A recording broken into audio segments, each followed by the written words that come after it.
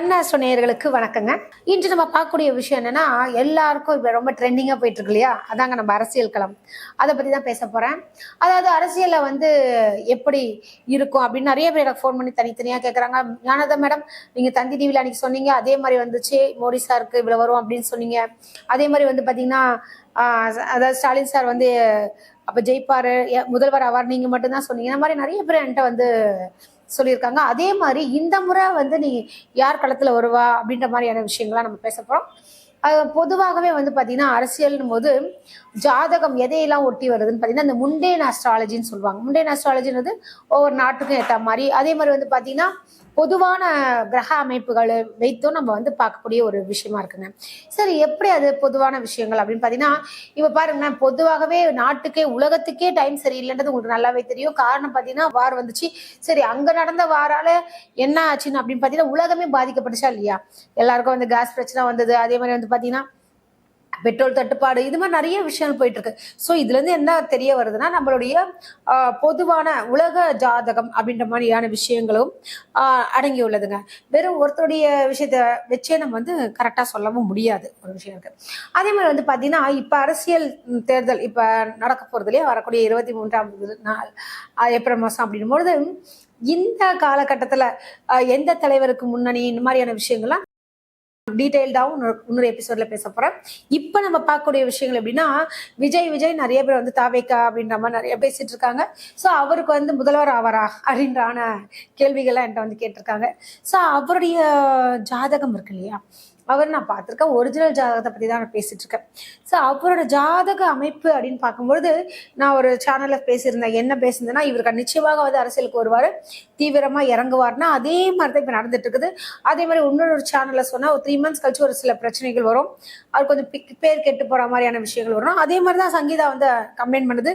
என்னதான் இருந்தாலும் வீட்டு நாயம் வெளியே வரும்போது ஒரு அசிங்கமாக தாங்க இருக்கும். அது மாதிரியான விஷயங்கள் வந்துச்சு. ஸோ எதிர்க்க சொல்ல வரேன்னா, ஜாதகம் உண்மைன்றது ஒவ்வொரு விஷயமும் சொல்லும்பொழுது அப்படி ப்ரூவ் ஆகிட்டே இருக்குதுங்க. அது நிச்சயமான ஒரு உண்மை. அதே மாதிரி பார்த்தீங்கன்னா அவருடைய ஜாதகம் இருக்குல்ல, விஜய் சாருடைய ஜாதகத்தை அனலைஸ் பண்ணி பார்க்கும்போது அவர் பூச நட்சத்திரம் கடகராசிங்க. இவருக்கு இந்த தேர்தல் எப்படி இருக்கும் அப்படின்றது முக்கியமான ஒரு விஷயமா இருக்கு. தேர்தல் களத்தில் அப்படின்னு பார்க்கும்பொழுது பொதுவாக இவருடைய தனிப்பட்ட ஜாதகத்துல பார்த்தீங்கன்னா நீச பங்க ராஜயோகம்னு ஒரு விஷயம் இருக்கு. ஏன்னா அவருடைய ஜாதகத்துல பார்த்தீங்கன்னா சந்திரன் அங்கே ஆட்சி பெற்றிருக்கிறது கடகராசியில. அதே இடத்துல செவ்வாய் நீச்சமாயிருக்கு. நீசபங்க ராஜயோகம் அப்படின்னு பார்த்தீங்கன்னாலே அடிமட்டத்துல இருந்து உயர்வார்கள் இல்லையா, பொதுவாக அது மாதிரியான விஷயங்கள்ல இவரோட ஜாதகம் அமைஞ்சிருக்கு. ஏன்னா முதல்ல இவரா ஹீரோ அப்படின்னு பேசின ஒரு காலம் இருந்திருக்கு. சாதாரண ஒரு ஹீரோவாவே அவரை நிர்ணயிக்க முடியாத அளவுக்கு நிறைய பேர் நடிக்கிறதுக்கெல்லாம் ரொம்ப யோசிச்சாங்க. அந்த இடத்துல அவருக்கு ஜாதகம் தாங்க வலிமையாக எடுத்து கொடுத்துருக்கு. எப்படின்னு பாத்தீங்கன்னா அவர் சந்திரன் ஆட்சி பெற்றிருக்குது, பிளஸ் அவங்க அப்பா அம்மாவோட சப்போர்ட், இது மாதிரியான விஷயங்கள்லாம் நடந்து. ஏன்னா வீட்லயே ஒரு ப்ரொடியூசர் ஆகி அவரை இப்ப ஒருத்தர் வேலையே போகாதுன்னு ஒரு பொருள் இருக்கு. அதை எப்படி பண்ணணும்னு பார்த்தா இவங்களே ஷோ பண்ணி அதுக்கு டிசைன் பண்ணி அதுக்கு ஒரு கடை வச்சு அதை விற்கிறாங்க பார்த்தீங்கன்னா, அது எல்லாமே ப்ரொடியூசர் மாதிரி தான விஷயம். ஸோ இது எல்லாமே உதவி பண்ணது என்னன்னு பார்த்தீங்கன்னா அவரோட ஜாதக அமைப்பு தான். ஒரு நல்ல ஒரு ராஜயோக அமைப்பு உள்ளான ஜாதகம் தான், அதுல எந்த ஒரு சந்தேகமும் இல்லைங்க. அதனாலதான் அவர் கீழே இருந்து டக்குன்னு வந்துட முடியாதுன்னு நான் சொல்ல வர்றது. எப்படின்னா அடிப்பட்டு வர மாதிரி நிறைய படம் அவருக்கு போகலை, நிறைய கஷ்டங்கள். அப்புறம் விஜயகாந்த் சாரை வச்சுதான் அவர் படம்லாம் ஒரு சப்போர்ட் பண்ணி அதுக்கப்புறம் திருப்பி ஹீரோவா செகண்ட் ஹீரோவா போட்டு அதுக்கப்புறம் இந்த பூவை உனக்கால அவர் பெரிய ஆள் ஆயிட்டாருன்றது உங்களுக்கு நல்லாவே தெரிஞ்ச ஒரு விஷயம். அதுக்கப்புறம் அவரோட பர்சனாலிட்டிலேருந்து அவரோட ஸ்கில்லும் இருக்கு. நல்லா உழைத்து முன்னுக்கு வந்த ஒரு நபர்னு சொல்லலாம். அதாவது நம்ம நிறைய பேருக்கு வாய்ப்பு கொடுக்கலாம், நிறைய பேர் சப்போர்ட் பண்ணலாம். இருந்தாலும் அந்த சப்போர்ட்டை அழகாக தக்க வைத்து கொண்டு விஜய் அவர்கள் இந்த அளவுக்கு வந்திருக்காரு. நல்ல ஒரு விஷயம் தாங்க. சரிங்க, இவர் அரசியலுக்கு வருவாரா அப்படின்னு நிச்சயமாக விட்டார். அது நான் முதலே சொன்ன விஷயங்கள் தான்.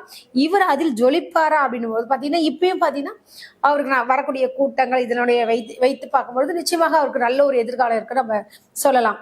ஆனா இப்ப வரக்கூடிய தேர்தல்ல அவருக்கு ஜாதகங்களுடைய சாதக பாதகமான விஷயங்கள்லாம் இருக்கு இல்லையா, அதெல்லாம் எப்படி இருக்குன்ற விஷயத்த பத்தி தான் இப்ப பேச போறேன். எப்படின்னு பாத்தீங்கன்னா அவருடைய ஜாதகத்தை பாத்தீங்கன்னா அவருடைய லாபஸ்தானத்துல பிளானட்ஸ் இருக்கிறது, விரயஸ்தானத்துல அந்த விஷயங்கள், சுக்கரன், இந்த மாதிரியான விஷயங்கள்லாம் எப்படிலாம் அவருக்கு மாறிச்சு வாழ்க்கை அப்படின்னு பார்க்கும்போது இப்ப அவருடைய காலகட்டத்தில் பார்த்தீங்கன்னா கொஞ்சம் கெட்ட நேரமும் இருக்குன்றதாங்க நான் சொல்லுவேன். ஏதோ நினைச்சுக்காதீங்க, இருக்கிறத தான் சொல்ல முடியும். ஏன்னா அவர் வந்து இப்ப நீசபங்க ராஜ்யம்னா ஒரு கட்டத்துலயும் நல்லதுன்ன மாதிரி சில நல்ல விஷயங்கள் நடக்கும். அதாவது இவர் கட்சின்னும் பொழுது பெரிய அளவுல வந்து டெபாசிட்லாம் இல்லை அப்படிலாம் அவர் தோக்க மாட்டாருங்க. அதுக்கு நான் உறுதி சொல்லுவேன். டெபாசிட்லாம் போகாது. அதே மாதிரி வந்து பார்த்தீங்கன்னா சிஎம்மாவும் ஆவாரானா நிச்சயமாக இல்லைங்க. சிஎம் ஆகிறதுக்கு இந்த முறை எலெக்ஷன்ல அவருக்கு ஜாதகம் சாதகமாக இல்லை. ஸோ அதனால அவருக்கு ஜாதகப்படி வந்து பார்த்தீங்கன்னா இந்த இதில் நிறைய ஓட்டுகளை வந்து அதிகமாக அவர் சேகரிக்க முடியும். இவ்வளோ பர்சன்டேஜ் ஓட்டு எடுத்தாரு அப்படின்னு தான் சொல்ல முடியுமே தவிர இவர் வந்து சிஎம் ஆகிறதுக்கு நிறைய வாய்ப்புகள் கம்மி தாங்க. ஏன்னா அவர் ஜாதகத்தில் இப்போ அவ்வளோ பவர் இல்லை. பொதுவாக ஜாதகம் வந்து நல்லா இருக்குனால என்ன ஆகும்னா ஒரு நேம் தெரியும், ஒரு அடுத்த லெவலுக்கு அடுத்த எலெக்ஷனை பற்றி ஒரு முடிவுகள், இல்லைன்னா வேற ஒரு கட்சி கூட போய் சேர்றதுக்கோ ஒரு கூட்டணியோ இது மாதிரியான விஷயங்கள்லாம் ஐடியா பண்ணுறதுக்கு இது ஒரு அடித்தளமாக இருக்கும். எவ்வளவு கெப்பாசிட்டி இருக்குன்றது இந்த எலெக்ஷனில் அவருக்கு கொஞ்சம் தெரிஞ்சுக்க முடியும். இதுக்கப்புறம் எப்படி சர்வே பண்ணலான்ற எண்ணங்கள்லாம் அவருக்கு அடுத்த நிகழ்வுக்கு உண்டான ஒரு திட்டமாக தான் இருக்கே தவிர நிச்சயமாக அவர் இந்த முறை அவர் சிஎம் ஆகிறதுக்கு அதிகமான வாய்ப்புகள் இல்லவே இல்லைங்க. சிஎம்ன்ற ஒரு விஷயம்லாம் நீங்கள் என்ன திட்டினாலும் பரவாயில்ல, விஜய் ரசிகர்கள் கோவப்படலாம், நிறையா என்னடா அது இவங்க இப்படி பேசுறீங்களே எங்கள் தளபதி இப்படி அப்படின்றதுல எனக்கு புரியுது. நான் அவரை வந்து நான் வெறுக்கலைங்க. எல்லா கட்சிக்காரர்களுக்கும் நான் பார்க்குறேன், பேசுகிறேன், யாரையும் நான் வெறுக்கவும் மாட்டேன். அவங்களுடைய ஜாதகத்தில் என்ன இருக்கோ உள்ளதை உள்ளபடி சொல்லணும் இல்லையா? அப்படி ஆயிடுவார் இப்படி ஆயிடலாம் போய் தான் சொல்ல மாட்டேன். ஏன்னா அவர் வருவாருன்னா சொன்னால் வந்தார், பிரச்சனையாகணும்னா சில விஷயங்கள் பிரச்சனையாச்சு. அதுக்கேற்ற மாதிரி 41 பேர் இறந்தது. அதாவது அங்கே விஜய் அங்கே இருந்தார் இல்லையா, விஜயால தான் இது கிடையாது. அதாவது அவர் வந்து தான் அத்தனை இறந்தாங்கன்ற மாதிரி தான் நேம் வந்துச்சு. ஸோ அப்போ வந்து இதெல்லாமே வந்து பார்த்தீங்கன்னா ஜாதகப்படி பார்க்கும்பொழுது இந்த உலக பிரச்சனைகள் இருக்குன்னு சொன்ன பார்த்தீங்களா? ஸோ இந்த கரூர் பிரச்சனைகள் வந்தது, அதுக்கப்புறம் திருமணம், இது ஒவ்வொரு விஷயமும் அவருக்கு கொஞ்சம், ஏன்னா அவருக்கு வந்து சூப்பரான டைம் இப்போ கிடையாது. ஆனால் என்ன விஷயம்னா அவரை பற்றி பேசிகிட்டே இருப்பாங்கல்ல, அந்த மாதிரியான விஷயங்கள் தான் இப்போ நடந்துட்டு இருக்கே தவிர இப்போ வந்து அவருக்கு வந்து அதிகமான ஓட்டுகள் கிடைக்குமே தவிர அவர் ஆட்சியில் வர்றது ரொம்ப கம்மி தான். சீட்டு கூட சொல்ல பார்த்தீங்கன்னா ரொம்ப அதிகமான சீட்டுகள்லாம் எடுக்கிறதுக்கு வாய்ப்புகள் ரொம்ப கம்மி தாங்க. அதாவது பார்த்தீங்கன்னா விஜய் சாருடைய ஜெயிக்கிற விகிதங்கள் அப்படின்னு முதல்ல அந்த பர்சன்டேஜ் இப்போ சீமான் சார் எடுப்பார் இல்லையா, அது மாதிரியான சில பர்சன்டேஜ் ஆஃப் ஓட்ஸ் அவர் கிடைக்குமே தவிர ஒரு சில இடத்துல வேணா அவர் வெற்றி வாகை சொல்றதுக்கு வாய்ப்புகள் இருக்கே தவிர அவர் முதல்வர் ஆவார்ன்றது வந்து நிச்சயமாக முடியாத ஒரு விஷயம்தான். அடுத்தபடியாக நம்ம பார்க்கக்கூடிய ஒரு விஷயம் யாருன்னு பார்த்தீங்கன்னா திரு ஏடிஎம்கே தலைவரான நம்ம எடப்பாடி அவர்களுடைய ஜாதகம் தாங்க. அவருடைய ஜாதகப்படி எப்படி இருக்கு அப்படின்னு பாக்குறச்ச அவர் கன்னி ராசி வர சரிங்களா. இப்ப கோச்சாரப்படி பார்க்கும்பொழுது உலக நாடுகளுக்கே பிரச்சனைனும் போது அதுவும் குறிப்பாக அவருக்கு நேரெதிராக நின்று சனி பகவான் பார்த்துட்டு இருக்காரு சமசப்தமஸ்தானத்துல. ஸோ நிச்சயமாக அவருக்கு பாதிப்புகள் உண்டாகத்தான் செய்யும். எப்படி அதை சொல்ல வரீங்கன்னு பார்த்தீங்கன்னா அவருடைய ஜாதகப்படி அவரவர் ஜாதகத்திலையும் இருக்கக்கூடிய தசாபதிகள் அந்தரங்கள் இப்போ என்ன நடந்துட்டு இருக்குது அப்படின்ற மாதிரியான விஷயங்கள் ப்ளஸ் வந்து அவருடைய பர்சனல் ஜாதகத்தை ரொம்ப அனலைஸ் பண்ணி பார்க்கும்போது யார் இப்போ இவர் வந்து எந்த அளவுக்கு வருவார் அப்படின்னு பார்க்கும்போது அதாவது ஒரு அளவுக்கு சீட்டுகள் சொல்லுவாங்க. நிச்சயமாக அவருக்கு சீட்டுலாம் வரும். ஆனால் என்ன விஷயம்னா முதல்வர் ஆவாரா இல்லையா, அதான் முக்கியமான ஒரு பாயிண்ட். அதுவும் ஒரு கூட்டணியோட இருக்காரு பொதுவாக. அப்படி பார்க்கும்போது ஏடிஎம்கே இருக்கு, இவர் தானே தலைவர். அதே மாதிரி பிஜேபி அவர்களுக்கு பார்த்தீங்கன்னா நயனார் நாகேந்திரனுடைய ஜாதகம் என்கிட்ட இல்லை. ஆனால் பொதுவாக அப்படின்னு பார்க்கும்போது மெஜாரிட்டி அப்படின்னு பார்த்தீங்கன்னா பொதுவாக நம்ம ஏடிஎம்கே தான் சொல்லுவாங்க ஜென்ரலா. அது தமிழ்நாடு பொறுத்த வரைக்கும் டிஎம்கே ஏடிஎம்கேன்றது தான் ஒரு பேச்சுகள் இருக்கக்கூடிய ஒரு விஷயம். இப்போ டிவிக்கேவும் உள்ள வந்திருக்கு உங்களுக்கு தெரியும். ஆனா இப்ப அந்த ஜாதகப்படி அதாவது எடப்பாடி அவர்களுடைய ஐயா ஜாதகப்படி பார்க்கும் பொழுது அவருக்கு வந்து பெரிய அளவுல வந்து சாதகம் இல்லைன்றதுதான் காமிக்குதுங்க. ஏன் இப்படி சொல்றீங்கன்னு நினைக்காதீங்க, நான் அவர்கிட்ட இருக்கிறது தானே சொல்லணும் இல்லையா.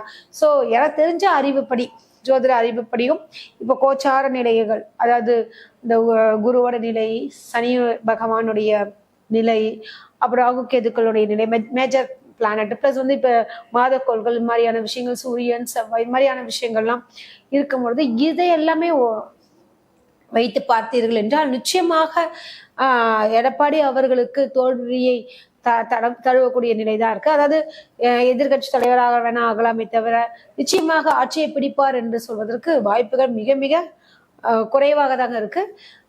யாரையும் புண்படுத்தலை. ஏன்னா ஜாதகப்படி எல்லாமே கேட்டிருந்தாங்க.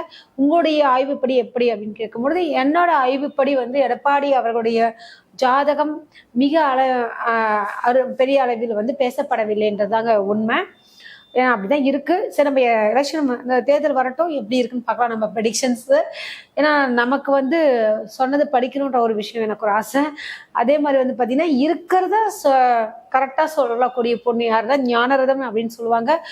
இவங்களுக்காக அவங்கள இந்த பார்ஷியாலிட்டினா பார்க்க மாட்டாங்க. என்ன இருக்கோ அப்படியே உடைப்பான்ற ஒரு கேரக்டர் தான் என்ன சொல்றதுனால.